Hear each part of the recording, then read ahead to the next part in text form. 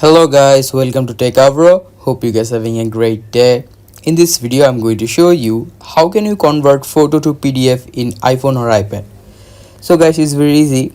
At first you need to go to your phone files option, and after going to the photo, in the bottom left here you can see there is a share icon. Click on it, and after clicking it, here you can see print option.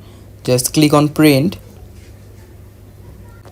And after that, in the top right here you can see the share option. Click on it and click on save to files, this option.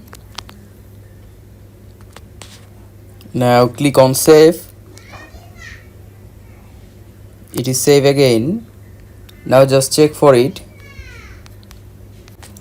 and here you can see the photo is now a PDF. So guys, that's how you can make photo to PDF in iPhone. Hope you find this video helpful. If you find this video helpful, then give a thumbs up and don't forget to subscribe Techavro. Thank you very much for watching the video.